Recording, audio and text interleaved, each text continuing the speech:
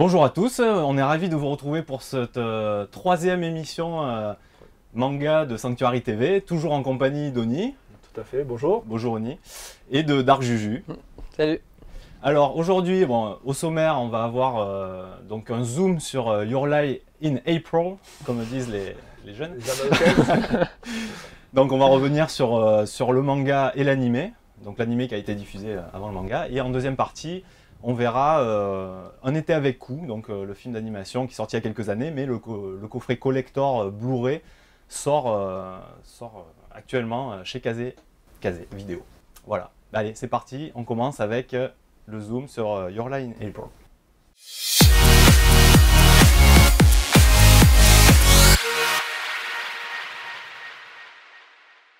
Donc on va parler comme prévu donc de Your Lie in April, comme vous voulez. Donc on va commencer peut-être par parler de l'animé puisqu'il est sorti avant. L'animé qui est sorti chez Wakanim, qui a été diffusé sur Wakanim. Donc c'est un animé en 22 épisodes. Tu veux commencer à prendre la parole, Oni, sur cet animé? Je sens que tu as beaucoup de choses à dire dessus. Ah bon, bah, peut-être pas plus que d'autres. Non, oui, bah, l'animé qui est sorti chez Wakanim, franchement, une bouffée d'air frais. Dès les premiers épisodes, on voit, il y a un ton de pastel sur les couleurs, l'animation, tout ça. C'est très coloré. Ouais. Très Ouais. coloré. Et du coup, bah, la thématique de la musique, parce qu'il faut quand même parler un peu de l'histoire, c'est que donc Kosei, qui Un virtuose du piano. virtuose du piano, tout à fait, jeune virtuose du piano, qui Voilà. depuis de 3 à 8 ans, Qui a arrêté. qui a arrêté net le piano, parce qu'en fait, il ne s'entend plus jouer. Voilà, au bout d'un moment, quand il joue, il entend juste le bruit des touches, Enfin, qui même tapent, pas, mais sans le son. Quoi. Il se sent appuyer sur les touches, mais il s'entend plus jouer. Donc, enfin, il n'entend plus ce qu'il joue, donc du coup, c'est vrai que c'est assez problématique pour Voilà. un virtuose. Pour le rythme, pour tout, c'est un peu. Ouais, dur. bon, Mozart était sourd, donc je veux dire. Ou Beethoven. Beethoven. Ouais. C'est pas grave. De toute façon, On peut n'est couper, pas des pros de la musique classique. Mais du coup, c'est vrai que voilà, et il va faire la connaissance du coup de. Alors, déjà pourquoi en fait justement il n'entend plus la musique. Ouais, bon, on va pas tout dévoiler non plus. Oh, ben, c'est le. Non, parce qu'il faut dire que voilà, les conditions d'apprentissage qu'il a eu. reçues, voilà, par sa mère qui le forçait, enfin, c'était du travail de forcené, hein, ni plus ni moins, il travaillait je sais pas, 8 heures par jour, il ne pouvait pas aller se coucher tant qu'il n'avait pas joué parfaitement la partition. C'était un peu les gymnastes chinois qui Ouais, s'entraînent. non, mais c'est ça.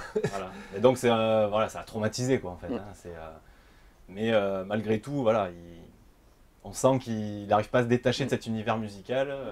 Non, parce qu'il aime ça. Il aime ça, mais il a peur de rejouer. Presque. Il a peur de rejouer, et puis surtout, il n'entend plus ses notes. Donc forcément, ouais, ça calme un peu. Quoi. C'est un peu compliqué pour être performant, on va dire. Et du coup, voilà, il va faire la rencontre avec Des Kaori. Kaori, qui est une violoniste, tout à fait. Une excellente violoniste même. Tout à fait. Et du coup, voilà, elle va l'entraîner pour essayer de rejouer. Enfin, elle va l'entraîner pour qu'il se remette à jouer. Quoi. Ouais, parce qu'elle trouve que c'est un gâchis, en fait. Enfin, qu'ils prennent plus plaisir à jouer. Voilà, c'est surtout la notion de plaisir. Ouais. Et du coup, on va suivre dans cette première partie, dans ces 10 premiers épisodes à peu près, cette montée en puissance un peu avec vraiment que de la musique, vraiment très axé sur la musique. Ouais, piano, violon. Piano, violon, Voilà. et puis surtout, voilà, cette bouffée d'air frais, ils ont 14 ans tous les deux, enfin, ça se passe à l'école, donc ils sont tous jeunes, ils ont 14 ans, et puis on voit qu'ils ont de la naïveté dans tout ce qu'ils font, et sauf Kosei qui lui est un peu plus adulte, on va dire, Ouais. puisque Par son passé, quoi.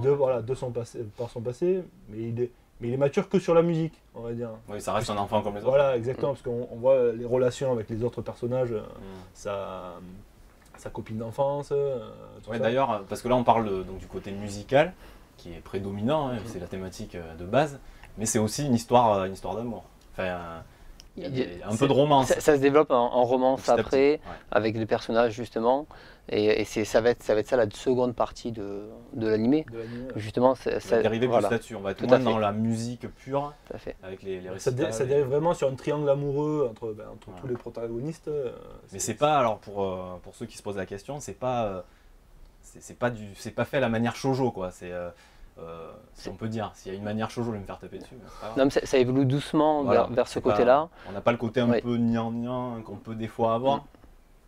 C'est un peu différent. C'est abordé, je sais pas. On a la, C'est plus en douceur, quoi. Mais C'est- c'est plus en douceur, mais c'est parce que déjà, il y a la thématique de la musique autour.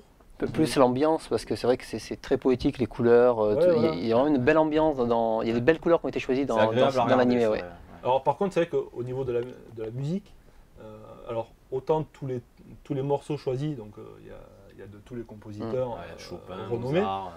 Par contre, je ne sais pas si vous avez remarqué, il y a une seule chanson, enfin il y a un Oui. seul thème. Oui, à chaque Pour fois toutes qu'à un les moment musiques, il y a un un peu seul thème. romantique ou un Voilà, peu c'est- clé, il y a la même. Il y a toujours, Voilà. alors Musique un peu tire-larme, là. ouais, voilà, ouais, bon, bon, ils avaient dépensé tout leur argent pour acheter les musiques classiques, du coup ils en avaient c'est plus. pas quoi. donné. Hein. Voilà, donc, mais sinon, enfin, c'est vrai que l'anime, voilà, il est vraiment, à mon sens, il est vraiment très frais.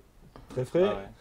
Et après, voilà, ça continue, ça dérive un peu sur le dramatique vers la fin. Donc, Ouais, je suis un peu plus mitigé sur l'animé. Effectivement, hein, c'est super bien, surtout le début. On a vraiment, comme tu le dis, hein, c'est très frais. Par contre, après, on arrive sur un peu aussi sur une surenchère de sentiments, que ce soit bon ou mauvais. C'est-à-dire que dans les bons sentiments, ils sont là. Bon, quand ils jouent tout ça, oui, c'est un manga, ça reste un peu exagéré à entendre limite des chants de tournesol, comme ils disent. Et après, il y a aussi, même dans l'autre sens où on connaît le passé de Kosei, ça va loin, même dans ces extrémités de sentiments. C'est soit c'est des sentiments extraordinairement bons, soit ça va très très loin dans la tristesse. Et je trouvais que dans l'animé aussi, il y a quand même des belles lenteurs. C'est-à-dire qu'à un moment, on sent que ça a du mal à avancer. C'est Bah, poussif. Moi j'ai ressenti ça Ouais. dans la première moitié de la série, enfin les 10 premiers épisodes.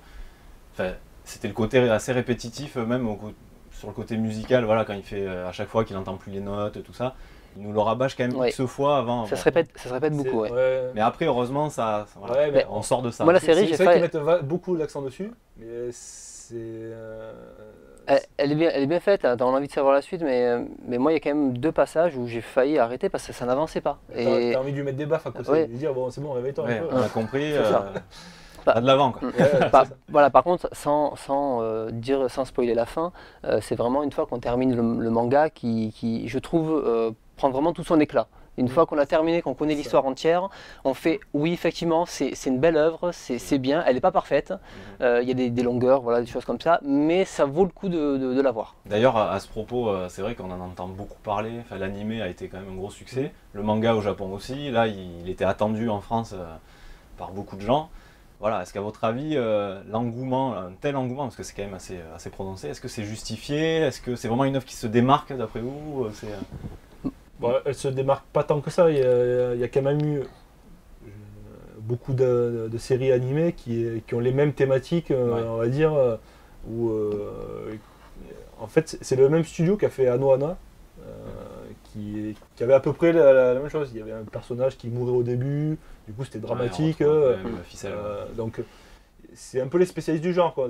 Donc c'est vrai que c'est Alors, pas non plus. C'est la composante musique classique Voilà, surtout c'est qui va surtout jouer, ça. qui va le différencier Alors, des autres. Alors d'ailleurs, là, parce qu'on va parler aussi du manga, Et ouais. donc, qui est sorti chez Kiun au début du mois d'avril, les 2 premiers tomes. C'est vrai, est-ce que moi j'ai ressenti ça, c'est vrai que j'ai lu le manga après avoir vu l'animé, et c'est vrai que le côté musical, parce que finalement ça parle de musique, rien de plus naturel que d'entendre des morceaux de musique, de l'entendre jouer. Et c'est vrai que dans le manga, j'ai ressenti un manque, j'ai eu du mal à Ouais, mais autant m'immerger. il reste, je trouve, assez intense dans la façon de décrire ce qu'il ressent au niveau de la musique pour que ça reste intéressant.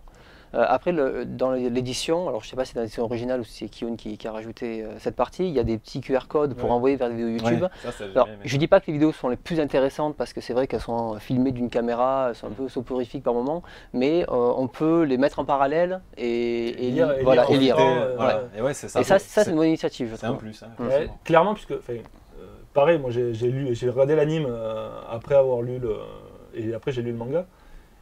Et c'est vrai que il te manque quelque chose, il te manque la musique. Ouais.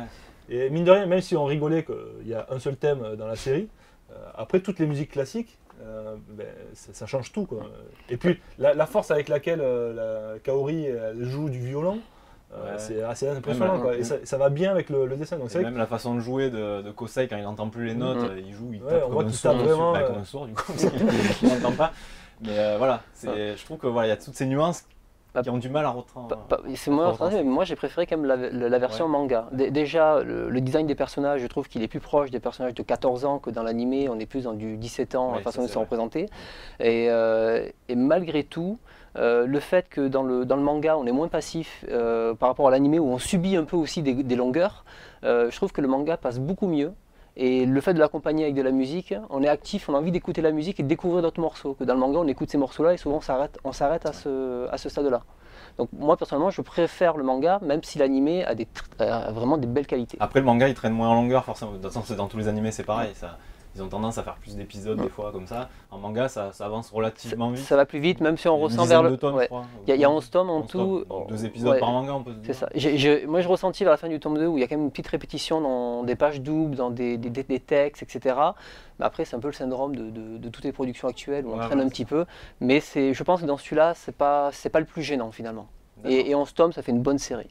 Ok, donc bon, vous conseilleriez donc cette lecture pour vous quand même, elle est que ce soit à découvrir. Que ce soit l'anime et le manga, moi je conseille. Ouais, d'accord. C'est une bonne série à découvrir. Je dis pas que c'est indispensable, mais c'est une bonne série à découvrir. Ok, d'accord. Je suis assez d'accord avec vous, ça tombe bien. Donc on va passer à la suite maintenant, à parler d'un été avec vous dans un nouveau zoom donc sur la sortie du coffret Blu-ray.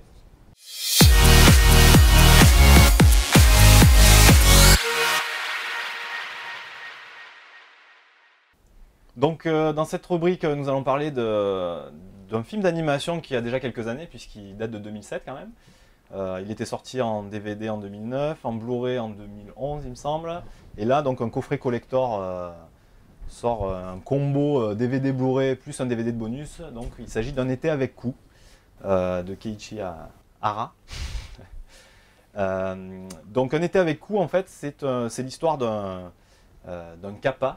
Donc c'est une créature du folklore japonais pour ceux qui l'ignoraient. On en entend souvent parler dans les mangas. Qui ressemble à une tortue. Qui ressemble à une sorte de tortue qui a des palmes, en fait c'est un peu un dieu de l'eau si on peut dire. Enfin c'est pas un dieu de l'eau mais voilà, il a besoin d'eau pour vivre. Et donc il est trouvé par lui il vivait à l'époque d'Edo donc au Japon, donc au temps des samouraïs encore, quand les samouraïs étaient encore en activité on va dire. Et donc il va se retrouver orphelin si on peut dire. Son père va se faire tuer par un méchant samouraï. Et il va se retrouver englouti dans une sorte de tremblement de terre, on ne sait pas trop ce qui se passe, la terre s'ouvre, ça se referme sur lui, il est bloqué dans la pierre. Bon, c'est un peu magique. Ça c'est un peu bizarre. En même temps, tu vois des kappas. Donc ouais, en même temps, on parle de quelque chose d'un peu fantastique, mine de rien. Et donc il va se retrouver à notre époque, en fait, il va se réveiller à notre époque, puisqu'il va être retrouvé dans le lit d'une rivière. Fossilisé, Fossilisé, littéralement, dans une drôle de pierre qui interpelle donc, un jeune garçon, qui le trouve et qui, en le mettant dans l'eau, le réveille en fait, puisqu'il reprend vie grâce à l'eau finalement. Voilà, donc pour poser un peu les bases. Donc, qui veut prendre la parole, comme à l'école? Allez. Déjà, je trouve que le visionnage, le film dure quand même 2h20. C'est quand même un film très long. C'est assez rare pour ce genre de film. Oui, tout à fait. Et c'est vrai que c'est un bon film, un bon divertissement qui se laisse regarder, qui passe vite. C'est pas un film indispensable, mais il aborde pas mal de thèmes qui m'ont plu. Déjà, je trouve que le film est assez réaliste. C'est-à-dire, par exemple, quand le kappa se réveille, on n'est pas là, ça y est, on lui a mis une goutte d'eau, puis il court partout. On voit qu'il se réveille tout doucement, après 300 ans.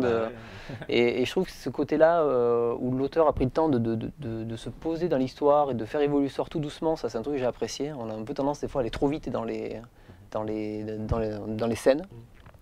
Par contre, ce qui est assez étonnant, c'est que c'est un film pour les enfants, mais il y a quand même des scènes assez gore. La première scène, voilà. Avec la mort du père est assez violente. Bambi, la mort de la mère. Ouais, mais là, il y a. Elle se fait pas découper, là, le Bambi. Non, mais surtout que c'est sanglant. Je veux dire. Voilà, il y a du sang, il y a des choses comme ça. Mais... ouais, c'est quand même assez violent, quoi. On s'y attend pas. Quand on regarde au début, c'est mignon, et puis d'un coup, on comprend pas trop où ça vient. Et donc, je trouve que il surprend par ce côté-là. Après, c'est un film qui aborde beaucoup de thèmes. Ça peut être déjà, bon, il y a du folklore, il y a après tout ce qui est de la gymnée. On a voilà, des élèves qui se font des brimades, voilà, des brimades à l'école. On a après tout ce qui est, par exemple, la curiosité ou même le succès, enfin le succès, la popularité qu'au moment ce phénomène arrive.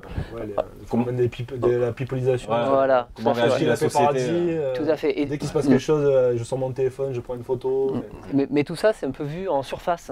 C'est-à-dire que finalement, l'auteur, le réalisateur, il aborde tous ces sujets, mais il les approfondit pas non plus. Et on visionne le film, on arrive jusqu'au bout, ça s'est bien déroulé, c'était très sympa à voir, mais on l'oublie rapidement parce qu'il n'y a pas de seconde lecture, il n'y a pas vraiment de thème qui a été approfondi. Quand on ressort du film, on n'est pas là en train de réfléchir, ah oui, c'était... Après, seconde lecture dans le sens où un enfant, parce que c'est quand même... les enfants peuvent le voir, bon, mis à part, c'est vrai, cette scène, mais bon, dans tous les films, il y a des drames, même pour les dessins animés, mais je veux dire, un enfant va pas voir toutes ces thématiques, ça va lui passer au-dessus. C'est vrai que sur l'environnement notamment, parce que c'est la grosse thématique, sur comment ont évolué les hommes, voilà, avec les rizières qui disparaissent, ils ne savent plus où aller. Enfin non, justement, ils faisaient des rizières dans des marais, donc du coup les capas ne pouvaient plus vivre. Il y a la corruption aussi. La corruption. Ouais, déjà. Donc il y a une seconde lecture dans le sens où les adultes percevront des choses que les enfants peut-être ne percevront pas. Donc, ça, déjà, enfants et adultes peuvent voir le film et pourront l'apprécier. Ouais, mais comme dit Darjéju, c'est quand même assez superficiel le traitement. Oui, alors le film dure 2h20. C'est vrai, et bon, si on regarde l'interview de l'auteur, donc justement qui est dans le coffret, il dit même qu'au premier montage, il y avait 1 heure de plus. Alors, et que ça l'avait vraiment ennuyé d'enlever certaines scènes. Donc, est-ce qu'après, voilà, il y a certaines choses, des scènes qu'il aurait pu couper, d'autres scènes qu'il aurait pu couper, je sais pas. Parce qu'au final, peut-être parce que moi, je me suis pas ennuyé. Ça fait quand même pas mal de tranches de vie aussi, ce film, hein, puisqu'on suit l'évolution du Kappa dans la famille, tout ça, et il ne se passe pas des choses extraordinaires. Non, mais c'est ça qui est bien justement aussi. Normalement, dans ce genre de film, justement, c'est un peu too much des fois, c'est un peu la surenchère, voilà, le côté fantastique prend le dessus, alors que là, on l'intègre dans un monde réel. Et ça reste des réactions normales. Voilà, c'est ça, des vraies réactions. Surtout qu'au niveau du fantastique, bon, il y a le fait qu'il y a un Kappa qui vit de nos jours. Donc, qui vit déjà. Est-ce que ça a déjà existé? Ah, il y en a qui ont des théories là-dessus. Voilà. Mais du coup, voilà, il y a un Kappa dans l'ère moderne, mais finalement, il se passe 2-3 choses surréalistes. Finalement dans le film. Si on laisse le Kappa à part, non mais le Kappa c'est juste un être différent. Voilà. C'est un faire-valoir. C'est ça. L'auteur il voulait clairement voilà, parler de ce que les gens différents n'ont pas leur place dans la société. C'est un animal de fort au final. Oui, non mais c'est ça. Ça m'est passé pas mal à d'œuvres de Mizuki, hein, qui est spécialisé dans le yokai, où il aime poser un monde très réaliste en rajoutant des événements surréalistes dessus. Et on a l'impression d'y croire, c'est-à-dire que là, demain, quand on a vu ce film, il fait pas faux. Non. Ouais, il fait pas faux. Et il y a un autre point aussi dans ce film, c'est que c'est la première fois, hormis au début, mais c'est la première fois que les humains sont gentils. D'habitude, les humains ils sont souvent méchants, et là ils sont gentils. Autant le samouraï au début il était méchant, autant là ils s'en servent pour le côté médiatique. Tout à fait, c'est là qu'on voit que la société a évolué aussi. Ouais, mais tu vois, il n'y a personne qui veut du mal finalement. C'est ça qui est assez. Non, ils le capturent, mais c'est juste pour faire du sensationnel, quoi. Est-ce que c'est pas ce qui se passerait d'ailleurs? Mais est-ce que c'est pas un mal aussi? La question qui se pose, c'est est-ce que c'est pas la réflexion du samouraï et la réaction du samouraï, est-ce que c'est pas du coup la même réaction qu'on a de nos jours? Si, mais sans les armes. Voilà, et notre sabre, c'est notre téléphone portable, c'est l'appareil photo. Mais tout ça pour dire qu'il trouve pas sa place dans la société, forcément, c'est compliqué. Quand on voit les deux journalistes qui veulent prendre en photo le Kappa, qui le forcent, voilà. On va pas trop en dire. Non mais bon, c'est pas non plus spoilé, quoi.